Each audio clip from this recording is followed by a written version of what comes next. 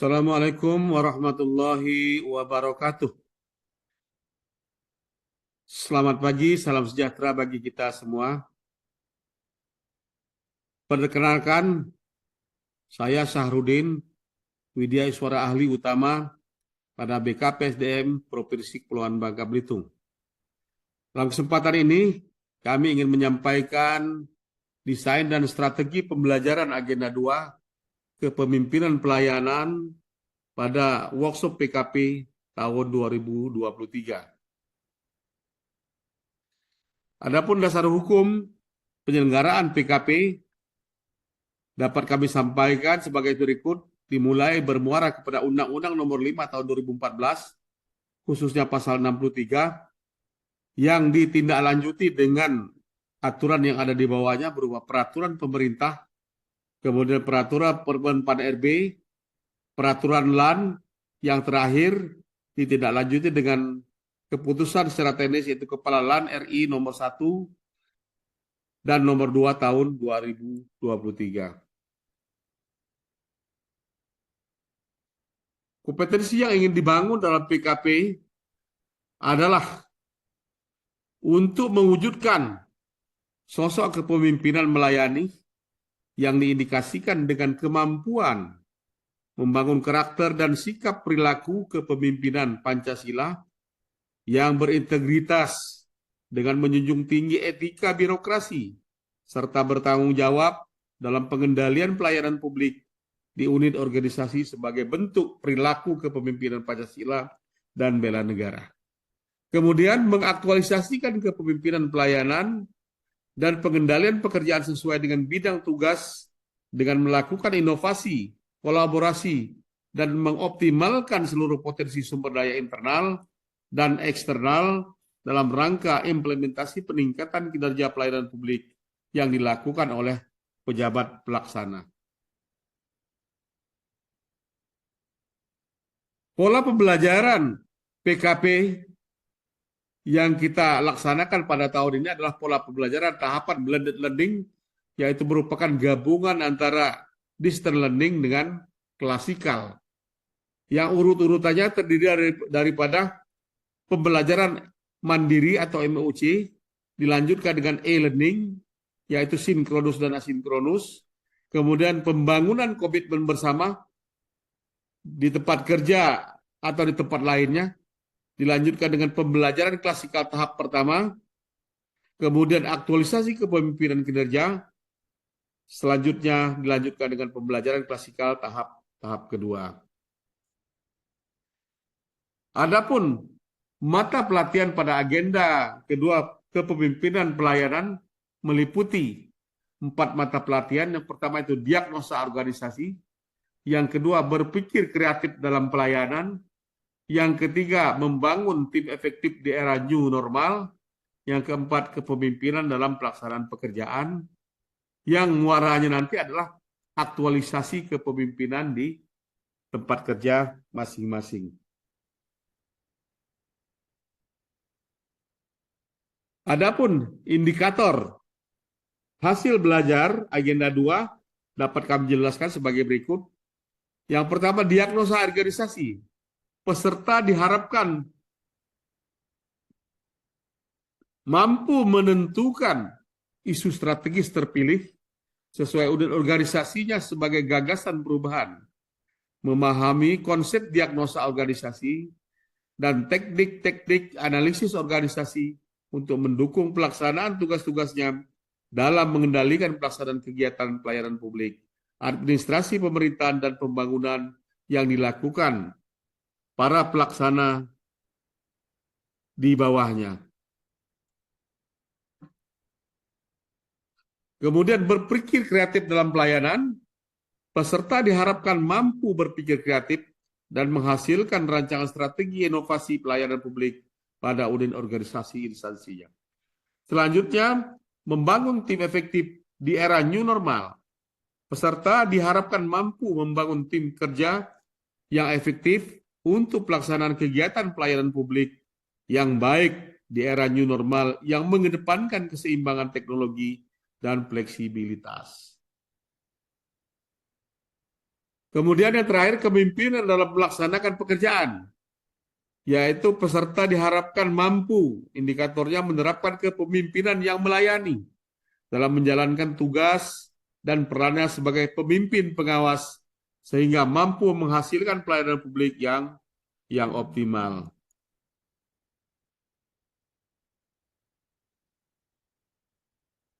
Kemudian deskripsi modul agenda 2, yang pertama adalah diagnosa organisasi.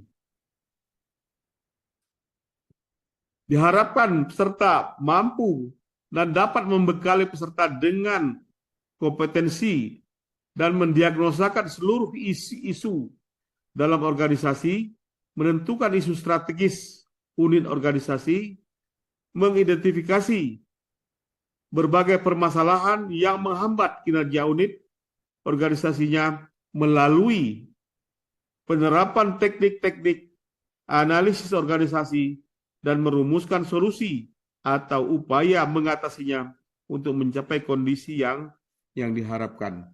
Kemudian berpikir kreatif dalam pelayanan, membekali peserta untuk memiliki kemampuan berpikir kreatif dan menerapkannya dalam melakukan inovasi pelayanan publik sesuai dengan lingkup bidang jabatan pejabat pengawas pada unit organisasi instansinya.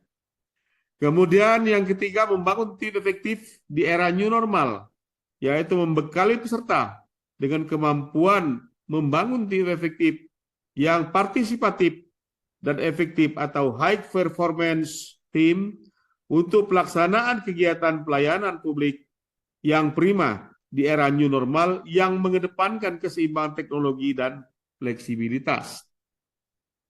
Kemudian yang terakhir adalah kepemimpinan dan melaksanakan pekerjaan, yaitu membekali peserta dengan kemampuan menerapkan kepemimpinan yang melayani atau servant leadership untuk memberikan pelayanan publik yang paripurna dalam pelaksanaan pekerjaan.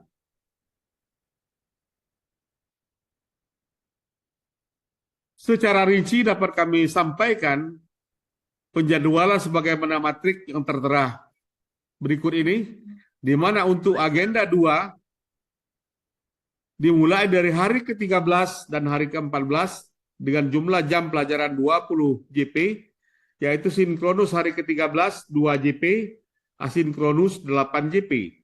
Kemudian hari ke-14 asinkronus 6 JP, sinkronus 4 JP.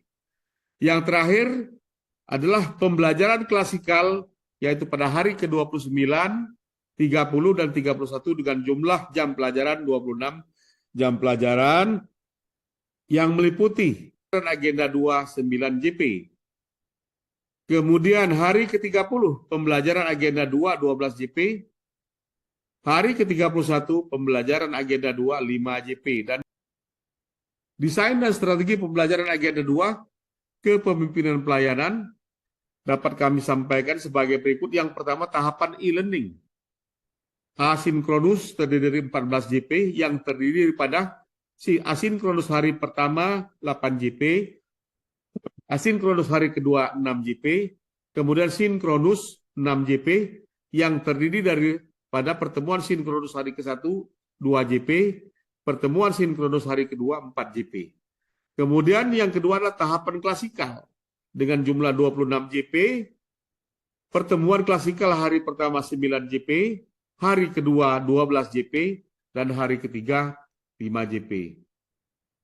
Kemudian kegiatan pembelajaran dimulai yang pertama yaitu kegiatan pembelajaran mandiri atau pembelajaran MOOC, yaitu pada hari keempat dan hari kelima dengan waktu masing-masing 5 JP, hari keempat 5 JP, hari kelima 5 JP. Kegiatan hari pertama yaitu kegiatan pertama pada hari keempat meliputi belajar mandiri, yaitu peserta mengunduh dan mempelajari materi agenda 2, yaitu diagnosis organisasi, berpikir kreatif dalam pelayanan, kemudian bahan tayang, kemudian media mikro learning 3 JP. Kemudian peserta mengunduh dan mempelajari materi agenda 2 yang meliputi membangun tim efektif di era new normal, bahan tayang, media microlearning 2JP. Pada hari kedua yaitu 5JP dengan kegiatan belajar mandiri, yaitu peserta mengunduh mempelajari materi agenda 2, yaitu kepemimpinan dalam pelaksanaan pekerjaan, membuat bahan tayang, kemudian media microlearning 3JP. Kemudian peserta membuat esai isu-isu agenda 2 yang terkait dengan tugas pokok peserta sebanyak 2 jam pelajaran. Selanjutnya tahap kedua yaitu distance learning. Hari pertama asinkronus, yaitu tugas individu dan tugas kelompok. Tugas individu terdiri pada learning jurnal, isu lingkungan strategis, tugas kelompok menganalisis penyebab masalah dan strategis yang bisa dieksekusi nantinya untuk meningkatkan pelayanan kinerja. Secara rinci, pada hari pertama dapat kami jelaskan, yaitu sinkronus 2JP yang meliputi overview keterkaitan agenda 2 dengan agenda lainnya, yaitu agenda 1, 3, dan 4. Kemudian melakukan overview agenda 2, memberikan simulasi kasus diagnosa organisasi. Yang keempat, meminta opini peserta terhadap permasalahan dan solusinya. Sedangkan asinkronus 8JP, tugas individu 3JP, kemudian tugas kelompok 5JP. Tugas individu yaitu learning journal, isu strategis, kemudian tugas kelompok meliputi mendiagnosa permasalahan dan menganalisis penyebabnya hingga solusi inovasi. Kemudian distance learning pada hari kedua, asinkronus, tugas individu dan tugas kelompok. Tugas individu yaitu learning journal, isu lingkungan strategis, tugas kelompok mendiagnosa permasalahan dan menganalisa penyebabnya hingga solusi inovasi. Kemudian secara rinci dapat kami sampaikan sebagai berikut. Untuk sinkronus 4JP yang terdiri daripada yang pertama is ice breaking, yaitu memberikan motivasi, memutar video insight diagnosa organisasi. Yang kedua, meminta peserta untuk mempresentasikan tugas agenda 2 hasil dari tugas kelompok. Yang ketiga, melakukan review presentasi tugas kelompok. Yang keempat, memotivasi peserta terkait kreativitas dan mengucapkan salam perpisahan. Kemudian untuk asinkronus 6JP terdiri daripada tugas individu 3JP dan tugas kelompok 3JP. Selanjutnya, yang ketiga adalah tahap pembelajaran klasikal yang jumlahnya adalah 26 jam pelajaran, yaitu hari pertama mendiagnosa, menemukan gagasan, merumuskan kegiatan, kemudian menyusun tahapan kegiatan, kemudian pada hari kedua membangun tim efektif yang partisipatif dan efektif visualisasi kepemimpinan pelayanan, kemudian hari ketiga mempraktekkan dan menerapkan kepemimpinan pelayanan. Kemudian dapat kami jelaskan keterkaitan agenda 2 dengan rancangan aksi perubahan. Yang pertama, diagnosa organisasi. Di mana pada waktu diagnosa organisasi ini kita mengidentifikasi dan menganalisis isu-isu yang ada dan mencari tahu penyebabnya dengan fishbone diagram. Kemudian kita tahu nanti setelah tahu penyebabnya kita tahu kondisi saat ini seperti apa dan kondisi yang diinginkan seperti apa. Nah, kalau sudah tahu dari keduanya kondisi saat ini maupun kondisi yang diinginkan, kita lihat gap-nya dan dari gap itu tercipta gagasan perubahan yang akan kita laksanakan. Kemudian berpikir kreatif dalam pelayanan. Keterkaitannya dengan agenda 2 adalah kemampuan pemimpin untuk membuat terobosan berupa inovasi dari suatu masalah.